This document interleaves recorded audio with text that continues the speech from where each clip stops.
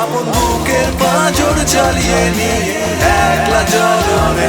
যদি তোর ডাকতে কেউ না আসে তবে একলা চলো রে।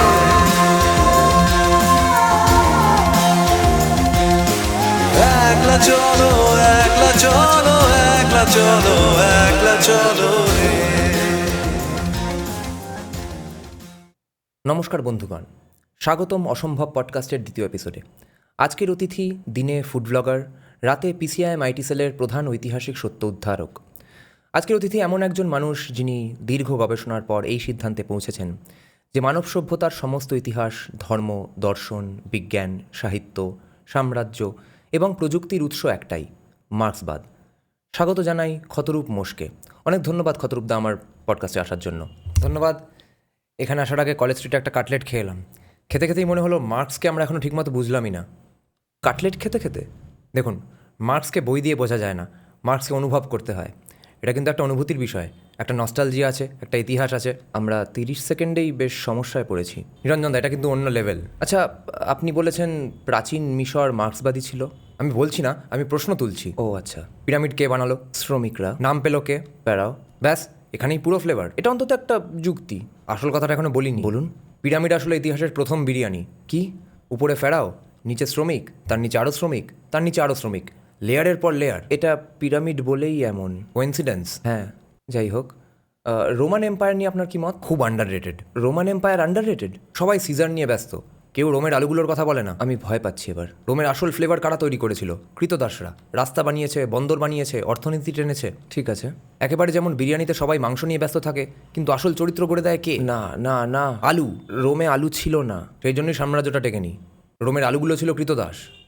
এটা ইতিহাস নয়, এটা গভীর ইতিহাস। আচ্ছা, গৌতম বুদ্ধকে নিয়ে আপনার কি মত? ইতিহাসের প্রথম ফুড ব্লগার। অবশ্যই। রাজপ্রাসাদের ভোজ খেলেন, বললেন এতে কিচ্ছু হচ্ছে না। তিনি এটা বলেন, তারপর বেরিয়ে পড়লেন মাঠে ঘাটে, জঙ্গলে, মানুষের মধ্যে। হ্যাঁ, এটাকেই আমরা এখন ফিল্ড রিভিউ বলি। না, এটাকে আমরা ফিল্ড রিভিউ বলি না। বুদ্ধদেবের মধ্যে একটা সরলতা আছে, একটা মাটির গন্ধ আছে, একটা ধোঁয়া ওঠা খিচুড়ির মতো ব্যাপার আছে। বৌদ্ধরা আমাকে ক্ষমা করবেন। আচ্ছা, যিশু নিয়ে আপনার কি মতামত? দাদা, এটা কিন্তু একটা ইমোশন। কেন? ওর কথার মধ্যে একটা কোমলতা আছে, একটা মাখনের মতো মসৃণতা আছে। আপনি শুনতে শুরু করলে মনে হবে খুব গরম ক্ষীর গলে যাচ্ছে। যিশু ক্ষীর নন, এই জন্যই ওকে বুঝতে সময় লাগে। উনি মার্কসিস্ট কিভাবে? 12 জন অনুসারী নিয়ে শুরু করলেন, ধীরে ধীরে সংগঠন করলেন। আমি আর কিছু বলছি না। ভালোই করেছেন।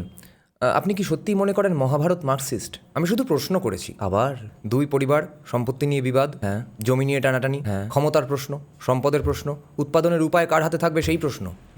এটা কিন্তু মুখে দিলেই গলে যাচ্ছে। কি গলে যাচ্ছে? শ্রেণী সংগ্রাম। শ্রেণী সংগ্রাম মুখে দিলে গলে যায়? ঠিকমতো রান্না করলে যায়।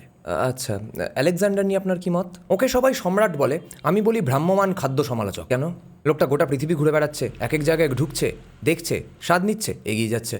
ওটা কনকোয়েস্ট। এটা এক ধরনের স্বাদ অনুসন্ধান। তলোয়ার নিয়ে সেই সময় ভ্লগ ক্যামেরা ছিল না। আচ্ছা, নিউটন নিয়ে আপনার কি মত? অত্যন্ত আন্ডাররেটেড মার্কসিস্ট। তিনি মার্কসের 200 বছর আগে জন্মেছেন, সেটাই তো গ্রেটনেস। আচ্ছা, একটু বোঝান। আপেল পড়লো, হ্যাঁ, কেন পড়লো? গ্র্যাভিটি। সব কিছু উপরের দিকে থাকতে চায় না, নিচে নামতে চায়। পুঁজিবাদও তাই না। ডায়ালেকটিক্যাল গ্র্যাভিটি, এটা পদার্থবিদ্যা নয়, এটা পদার্থবিদ্যারও পদার্থবিদ্যা। আচ্ছা, চ্যাট জিপিটি নিয়ে আপনার কি মত? দাদা, এটা কিন্তু অন্য লেভেল। কেন? মানুষ প্রশ্ন করছে, মেশিন উত্তর দিচ্ছে। হ্যাঁ, জ্ঞান ঝরে ঝরে পড়ছে, একটা অবাধ জ্ঞান বন্টন চলছে। ঠিক আছে, আমি চ্যালেঞ্জ করে বলতে পারি চ্যাট জিপিটি হচ্ছে দাস ক্যাপিটালের ভলিউম 4। ভলিউম 4 নেই। এই জিনিসটার কলকাতার ভদ্রলোক তো এখনো বুঝলোই না। পৃথিবীতে মার্কসিস্ট নয় এমন কিছু আছে? আছে, অবশেষে। Food delivery charge. কেন? কেউ ব্যাখ্যা করতে পারে না। মার্কস না, লেনিন না, স্ট্যালিন না, কেউ না। আর এয়ারপোর্ট স্যান্ডউইচ। কেন? ওটা শ্রেণী সংগ্রামেরও বাইরে। আচ্ছা, আর সিনেমা হলের পপকর্ন। কেন? ওটা বাজার ব্যবস্থার ব্যর্থতা নয়, ওটা সভ্যতার ব্যর্থতা। শেষ প্রশ্ন, মানব সভ্যতার সমস্ত জ্ঞানের উৎস কি? Communist Manifesto. ও, দাস ক্যাপিটাল। আর লেনিন রচনাবলী। আবার কমিউনিস্ট ম্যানিফেস্টো। আপনি অন্য বই পড়েছেন কিছু? দেখুন, আপনি যদি জ্ঞানপ্রেমী হন, একবার অন্তত মার্ক্সবাদ ট্রাই করতেই হবে। এখানে একটা ইতিহাস আছে, এখানে একটা নস্টালজিয়া আছে, এখানে একটা আবেগ আছে। এটা কিন্তু আন্ডাররেটেড। জ্ঞানগুলো ঝরে ঝরে পড়ছে, মুখে দিলেই গলে যাচ্ছে। আমি চ্যালেঞ্জ করে বলতে পারি এই ফ্লেভার পৃথিবীর আর কোথাও পাবেন না।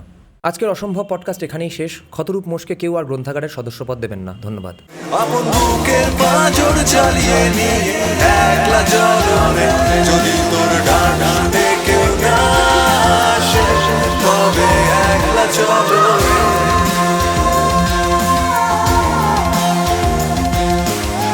একলা চলো একলা চলো একলা চলো একলা চলো